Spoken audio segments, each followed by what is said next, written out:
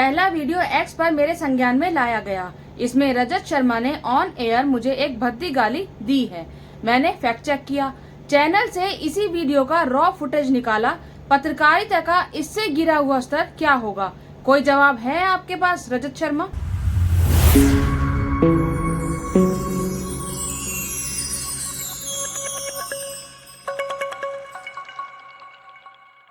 Hello and welcome दोस्तों, मैं हूं वंदना और आप देख रहे हैं लीगल चॉइस। दोस्तों, ये ट्वीट कांग्रेस प्रवक्ता रागिनी नायक जी का है। आप सोच रहे होंगे कि मैंने रागिनी जी का नाम इतने सम्मान से क्यों लिया। उसका कारण है कि मैंने रागिनी जी को दिल्ली यूनिवर्सिटी चुनाव जीतने से लेकर यहाँ तक कभी शब्दों की मर्यादा को लांघते हुए नहीं देखा है। बहरहाल, आप वो वीडियो देखिए जिसमें रागिनी जी को सरेआम एक कथित पत्रकार गाली देते देखा जा सकता है।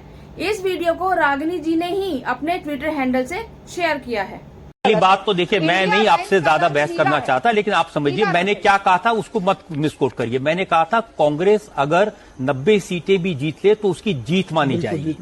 नरेंद्र मोदी, ये दर्शक देख रहे हैं, आपने कहा था कोई बड़ी बात नहीं है, मैं सुन रही थी आधे घंटे से। चलिए, ये देखकर कई लोगों को ये लग सकता है कि ये तो एडिटेड वीडियो हो सकता है, तो आप ओरिजिनल फुटेज भी देख लीजिए। लेकिन आप समझिए मैंने क्या कहा था उसको मत मिसकोट करिए। मैंने कहा था कांग्रेस अगर 90 सीटें भी जीत ले तो उसकी जीत मानी जाएगी।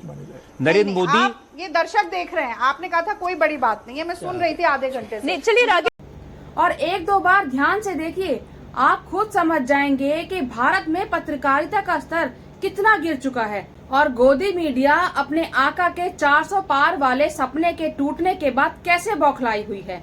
ये बात मैं नहीं कह रही, बल्कि कांग्रेस नेता जयराम रमेश ने भी ट्वीट करते हुए लिखा है कि रजत शर्मा एक प्रसिद्ध मीडिया व्यक्तित्व हैं, उनके अपने राजनीतिक झुकाव हैं, लेकिन कांग्रेस की एक प्रमुख प्रवक्ता जो कि महिला है, उनके लिए इस तरह की अपमानजनक भाषा का इस्तेमाल करना पूरी तरह से अस्वीकार्य है और इसकी कड़ी निंदा की जानी चाहिए। इस मामले में बिना शर्त सार्वजनिक माफी की तत्काल आवश्यकता है। दोस्तों, रजत शर्मा गोदी मीडिया के भांड में से एक है और ये शायद एबीपी का मेंबर भी रह चुका है। अब भाजपा समर्थक महिलाओं की कितनी ही इज्जत करता होगा, ये आप खुद ही समझ सकते हैं।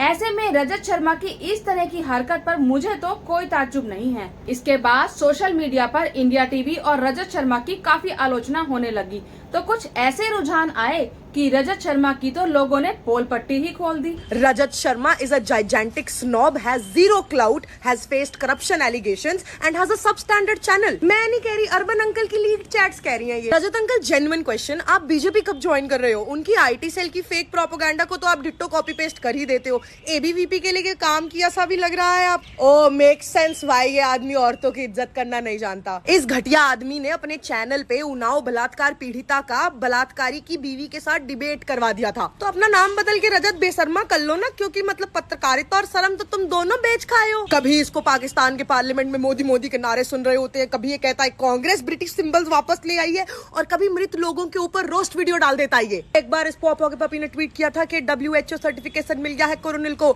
आयुष सर्टिफिकेशन मिला था जो WHO के नॉर्म्स के तहत मिलता है, गधेड़ो। दिस इज हाउ ये मोदी का दिखाता है कि मोगली जी क्या कर रहे हैं, and this is how it actually happens. बाप की अदालत में, मेरा मतलब अपने शो में कुछ दिन पहले इस आदमी ने पूरे समस्त ऑपोजिशन का मजाक उड़ाया था। इसका तब भी कुछ नहीं हुआ, इसका अब भी कुछ नहीं होगा, क्योंकि मतलब सरकारी पेडिग्री लेके गले में बाप के नाम का पट्टा डाल तो रखा है मालिक के। ऑल्सो रागिनी जी, गलती तो आपकी है। अब आप एक दल्ले के सामने फैक्ट्स की बातें कर दोगे तो फिर वो तिलमिला तो जाएगा। मैंने किसी का नाम नहीं लिया, मैंने नहीं बोला कौन इरिटेट हुआ है, और कायदे से तुम लोगों ने कहा है कि तुम लोगों ने ये सब नहीं किया है, तो अगर इस पे कोई भी एक्शन लोगे तो मान रहे हो कि गाली भी दिया और दल्ले भी हो।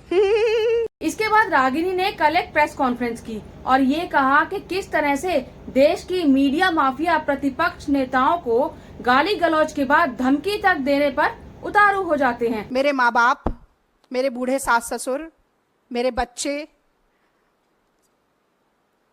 सब वो वीडियो देख रहे थे।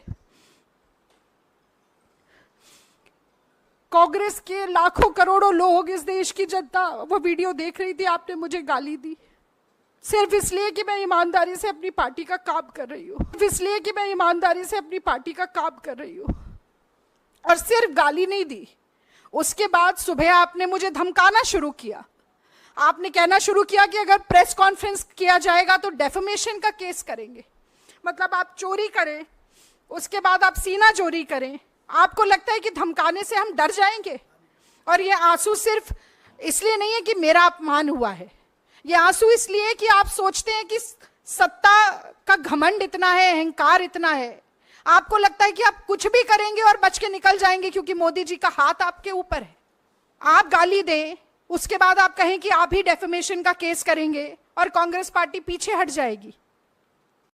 रागिनी ने रजत शर्मा के खिलाफ आईपीसी के सेक्शन 294 और 509 के तहत कंप्लेंट भी फाइल कर दी है।